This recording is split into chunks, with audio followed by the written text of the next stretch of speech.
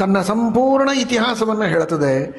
ಮಾನವರಾಗಿ ಯಾವ ವಂಶದಲ್ಲಿ ಹುಟ್ಟಿದ್ದೇವೆ, ಏನು ನಮ್ಮ ವಂಶದ ಇತಿಹಾಸ, ವಂಶದಲ್ಲಿ ಹಿಂದೆ ಬಂದಂತಹ ತಂದೆ ತಾತ ಮುತ್ತಾತ ಹಿಂದಿನವರು ಅವರೆಲ್ಲ ಏನೇನು ಒಳ್ಳೆಯ ಕೆಲಸ ಮಾಡಿದರು, ಏನು ಪೂಜೆ, ಏನು ಯಜ್ಞ, ಏನು ಯಾಗ, ಏನು ಪರೋಪಕಾರ, ಏನು ದೇವಸ್ಥಾನ ಕಟ್ಟಿಸಿದ್ರು, ಎಷ್ಟು ಜನರಿಗೆ ಅನ್ನದಾನ ಮಾಡಿದರು, ಯಾವ ಧರ್ಮವನ್ನು ನಾನು ಮುಂದೆ ನಡೆಸಿಕೊಂಡು ಹೋಗ್ಬೇಕು, ಏನೂ ಗೊತ್ತಿರೋದಿಲ್ಲ.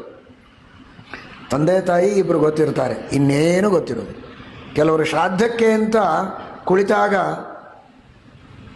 ತಂದೆ ತಾತ ಮುತ್ತಾತ ಎಲ್ಲರ ಹೆಸರು ಹೇಳೋದ್ರೆ ಹೆಸರು ಗೊತ್ತಿರೋದಿಲ್ಲ.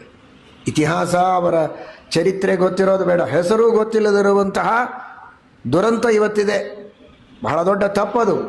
ತಾನು ಯಾರು, ತನ್ನ ವಂಶ ಏನು, ತನ್ನ ಗೋತ್ರ ಯಾವುದು, ಗೋತ್ರ ಪ್ರವರ್ತಕ ಋಷಿಗಳ ಮಹಿಮೆ ಏನು, ಅವರ ಚರಿತ್ರೆ ಏನು, ಅವರೇನು ಸಂದೇಶ ಕೊಟ್ಟಿದ್ದಾರೆ, ನಾನು ಹೇಗೆ ಬದುಕಬೇಕು, ಇದನ್ನೆಲ್ಲ ಚೆನ್ನಾಗಿ ತಿಳಿದುಕೊಳ್ಳಬೇಕು.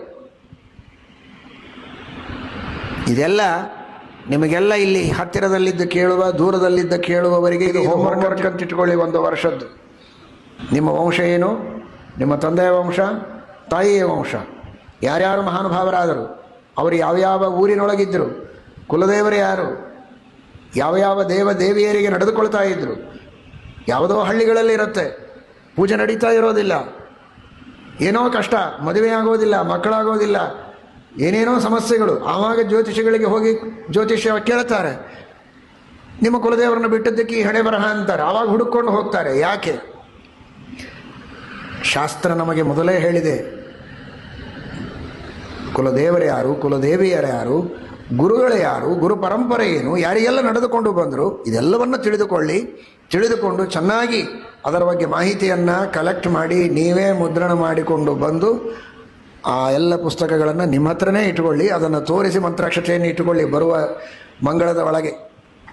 ಇದೇ ಮಂಗಳದ ದಿನನೇ ಕೊಟ್ಟರಂತೂ ಬಹಳ ದೊಡ್ಡದು. ಯಾಕೆಂದರೆ ಇವತ್ತೆಲ್ಲ ಸುಲಭ ಇದೆ, ಬಹಳ ಕಷ್ಟಪಡದೆ ಕುಳಿತಲ್ಲೇನೆ ಏನೇನೋ ಮಾಧ್ಯಮಗಳ ಮೂಲಕವಾಗಿ ನೀವು ಸಂಗ್ರಹ ಮಾಡಲಿಕ್ಕೆ ಸಾಧ್ಯ ಇದ್ದರೆ ಇನ್ನೂ ಸಂತೋಷ. ಸ್ವಲ್ಪ ಜಾಸ್ತಿನೇ ಮಂತ್ರಾಕ್ಷತೆ ಕೊಡ್ತೇವೆ, ಇದೇ ವರ್ಷ ಕೊಟ್ಟರೆ. ಚೇಷ್ಟೆಗೆ ಹೇಳ್ತಾ ಇಲ್ಲ, ಇದು ಬೇಕು, ನಿಮಗೂ ಬೇಕು, ನಿಮ್ಮ ಮಕ್ಕಳು ಮೊಮ್ಮಕ್ಕಳಿಗೂ ಬೇಕು.